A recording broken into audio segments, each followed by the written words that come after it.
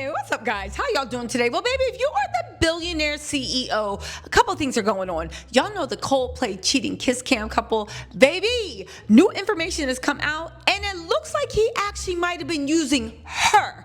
I know, we were so focused on the CEO that we didn't look at the wife, her husband, and the fact that she is literally dating American royalty that is more powerful than the Kennedys. We're going to get into this. And yes, she is married. I don't know who told y'all she's divorced. She is divorced, which, funny thing, we're getting to that.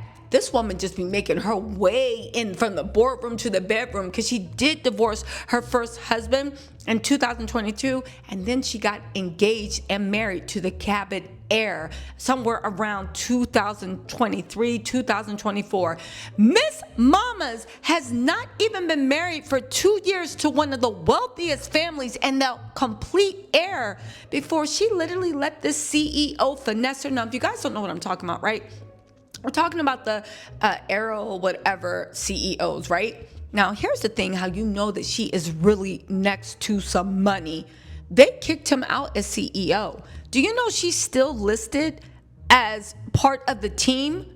They haven't decided what they're doing with her, but she's still listed as part of the team. And around that time, I was like, yo, let me start investigating, because who is she married to? And there's been a lot of misinformation, so let's put it out there, right?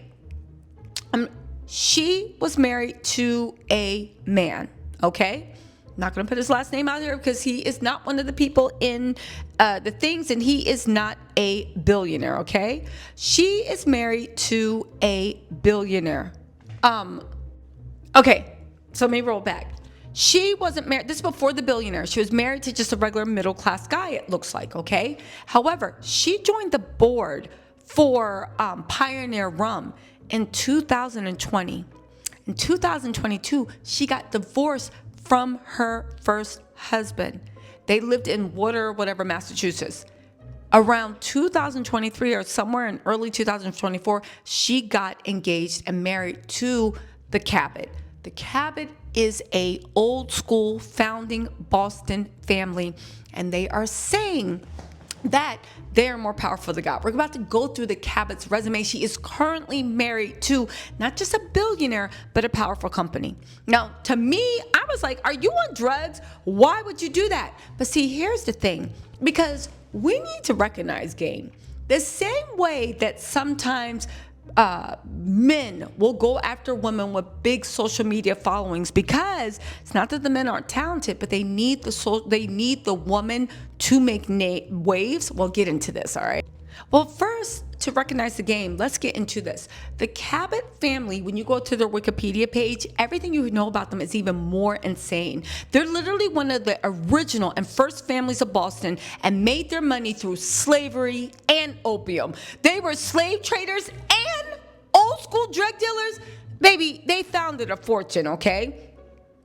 Now, she married the heir to the fortune, which is estimated to be worth $14.5 billion. They are even more powerful than the Kennedys because they even are in societies that the Kennedys are not allowed to be into. They are like the bluest of the blue and bluest of the blue blood families in America, and their wealth predates all the way back to England. They even have their own family crest, okay?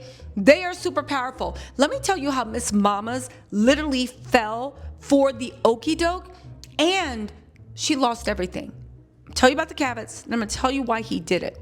Because as I read this, say this, in the 20th century, when influencers and women and blah, blah, blah, blah, can have, as a woman, you can have your own money, or you can have a money adjacent. You can have access to somebody else's money, or more importantly, access to somebody else's power. This CEO wanted to expand to the Boston market, the Cabbitt's Massachusetts market. The Cabbitts run Massachusetts. I believe that she was hired to be the CEO because they wanted to use her family connections. And now it is family by marriage, but listen to this, right? The Cabbitt Family Network. The following is a list of figures closely aligned or subordinate to the Cabbitt family: Nathan Appleton, Samuel Baldwin, Sarah Caldwell, Ralph Waldo Emerson, Augustus Peabody Gardner, Prescott F. Hall, Alexander Hamilton. And I'm not joking, Alexander Hamilton from the founding fathers, Alexander Hamilton, Patrick Tracy Jackson, Abbott Lawrence, John Lowell, Harrison Gray Otis. If you don't know who these people are, you need to go back to 10th grade English class, because I know these are ringing bells. Thomas S. Perry, T.H. Perkins, Josiah Quincy Jr., Theodore Roosevelt, Israel Thorndike, John Train, and Sam Zemurray, right? The following is a list of companies in which the Cabbitt family has held or holds a controlling or otherwise significant interest: Beverly Cotton Manufacturer, Cabbitt, and Forbes. Yes, from the Forbes family. They're tight with the Forbes family. That's where the Forbes list comes from. Boston Manufacturing Company, Cabbitt Corporation. I did Google, not the Cabbitt Creamery. That is owned by someone else. You know, myself stays in Costco. Gulf Central Pipeline Company, Holzer Cabbitt Electric Company, John and Andrew Cabbitt and Company, Lee Higginson and Co., Opera Company of Boston, Radio Swan, Samuel Cabbitt Incorporated, Southworth Machine Company, State Street Investment Corp., Train Cabbitt and Associates, and United Fruit. On top of that, they hold and own philanthropic institutions and miscellaneous nonprofits: the Aero Club of New England, Cabbitt Corporation Foundation, Cabbitt Family Charitable Trust, Ella Lyman Cabbitt Trust, the Garden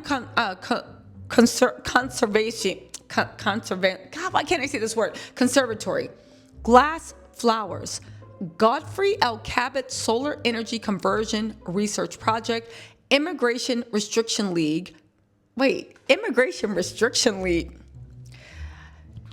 They have a nonprofit called the Immigration Restriction League. Of course, because these people were slave traders and opium dealers. And you know what?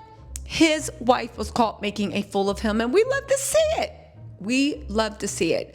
Maria Moore's Cabbitt Prize, Massachusetts General Hospital, MIT, Massachusetts Institute of Technology, Paul and Virginia Cabbitt Charitable Trust, Porcelana Club, Virginia Wellington Cabbitt Foundation, and Watch and Ward Society. Again, buildings and historic sites. The Cabbitt House on Harvard. They own a whole section of Harvard. Cabbitt Farm, Eleanor Cabbitt Bradley Estate, Jeremiah Lee Mansion, John Cabbitt House, Les Quarter Vents, Lewis Cabbitt Estates, Mount Murray, and Stone Crop Gardens, among a few. When I tell you that the Boston Briman Cabbitt family descended from John Cabbitt, born in Jersey, a British Crown dependency and one of the Channel Islands, who immigrated from his birthplace to Salem, Massachusetts in 1700. The Cabbitt family immigrated from Jersey, where the name can be traced back to at least 1274. In Latin, caput means head, and the Reverend George Berlin writes that in Jersey, the cabbitt is a small fish that seems all head. Anyway, it doesn't matter. The whole point of the matter is they have a storied past. They even have a Boston toast that they say at like all these like skull and bowl meetings. And this is good old Boston, the home of the bean and the cod, where the Lows talk only to Cabbitts and the Cabbitts talk only to gods. Y'all, again, let's circle back to the way that CEO was using that woman, and that woman being stupid, lonely, sad, depressed, or just an all-around ishy person being a cheater, literally fumbled a bag off of a guy that was using her. Now, here's the one thing that you don't know about businesses, right? And about very, very rich families. The reason why it's so hard to get close to them is because this is their worst nightmare. That they get up to somebody that's a little lonely, maybe likes you, maybe do this, and you can shower them with romance, be the man their husband isn't, be the person that they want, and that they will fall so madly in love with you that they will start using their connections to help build up your company. Now, what connections could they possibly use in Boston? Well, listen to this, okay? Now, class, we're going to have to do a refresher course, okay? Because why would he be using her? Well, Andrew Cabbitt is heir to the Boston branded Cabbitt family, I just told you. In today's terms, the fortune is about $15.4 billion. Andy Briman, Astronomer, has an estimated net worth between 20 and 70 million from salary, equity, and past roles. So why would he be running game and why would he be using her, right? Because Kristen Cabbitt has social and business value. She married into the Cabbitt family. They are effectively they're Boston. Why can't I talk today? They are Boston royalty. It's old money, blue blood, speak only to God level power. The husband's family wealth is multi-generational, intertwined with political, social, and economic power in not only New England, but also Boston. And of course, Massachusetts. Even if she wasn't born a Cabbitt herself, and she wasn't, marrying into the family gives her access and status, especially in Massachusetts business, finance, and high social society circles. So what's Andy Briman's reality? He's the CEO of a niche tech firm. New money, venture-backed world. Tech bros don't automatically get invited to Brahmin country clubs. That is like American royalty. Byron had no meaningful Boston ties before Kristen, but his company needed East Coast enterprise deals. Boston's financial, biotech, and data sectors could be a key client base. And social validation in New England's elite circles could fast-track credibility, partnerships, and personal investments. I believe this man targeted her, being like, let me make her holler in bed so she can start making introductions. Again, I ain't saying he a gold digger, but exactly. And that's why he was romancing her and hugging her with Coldplay. And that's also why she covered her face and turned around and he ducked down, because he was doing what he needed to do to secure the bag to help his company expand. Get this. They are saying that Kristen is his access pass. Again, in my opinion, this is absolutely possible. Byron could have viewed Christian as a strategic relationship, not just romantically, but socially and professionally, okay? Now, being seen and friendly and getting introductions from someone connected to Boston's most elite family could have given him easier entry into exclusive circles, social proof that he was one of them, and a direct and indirect pathway to moneyed investors, family offices, or board connections. And you know how it is with that money and power world. They only like to invest with the people that they know. All right? Now, again, they are saying that this is a pattern when it comes to tech social climbing. Byron allegedly leaned hard into Christian after Astronomer's IPO was delayed, which could hint at desperation to evaluate his status and options. The Coldplay concert, of all places, is where the charade fell apart. That was supposed to be a private, quiet entanglement turned into a viral scandal, cutting off the very access he had been chasing. In short, right?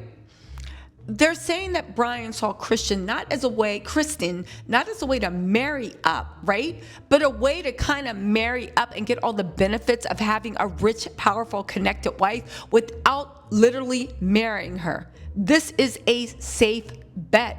Again, he wasn't just dating the HR officer. He was aligning himself visually, socially, and perhaps professionally with a Cabbitt. And in old money Boston, that's practically currency. What business could he want from there? Astronomer want in Boston? Enterprise tech contracts. Boston is a hub for biotech and pharma. Think Moderna, Biogen, and Vertex. Financial services, Fidelity, State Street, Liberty Mutual. Healthcare, Mass General, Partners Healthcare. And academia and research, Harvard, MIT, or BU. These sectors generate huge volumes of data, which need orchestration, monitoring, and pipeline management, which are Astronomer's core services. And they also do government or academic data work. Universities, hospitals, research institutions need data engineering tools like Apache Airflow, which Astronomer specializes in. Partner with and contracting to Harvard Medical, MIT Labs, or Massachusetts State Health Data Systems could represent lucrative deals. Again, the Cabbitts run all that. and venture capital and M&A access. Boston's VC scene isn't as big as Silicon Valley, but it's old money, strategic money, more family offices, institutional capital, and private equity. If Briman wanted corporate investment or acquisition prospects, Boston could offer both, especially via Bain Capital, which actually participated, right, in the recent funding round, and people say that Christian played a role in that. Or private equity firms seeking scalable SaaS tools. And it is a credibility boost in East Coast markets. Tech CEOs often focus on the NYC, Boston, DC, or East Coast expansion, getting into Boston's financial, academic, pharma world. Again, this is why the Cabbitt name matters. Christian social access opened up informal doors. Harvard endowments, biotech boards, state-level political circles, and private capital networks invisible to most tech founders. Again, I believe, and I will put it on the thing, that CEO of Astronomer was using her to open doors, and she literally just got finessed out of being a billionaire's wife, and you haven't even been married for 2 years. And she is married, you guys. She got divorced from her previous husband and slid into the billionaires thing, and now she's with a millionaire. Y'all, this is a mess. Thoughts and prayers to Kristen, but I feel like that Cabbitt name is still kind of doing something, because she isn't officially fired from Astronomer or whatever, but Brian is. Anyway, y'all, I'll try to go live and talk about this, but let me know what you think in the comments. I'll talk to y'all later. Bye.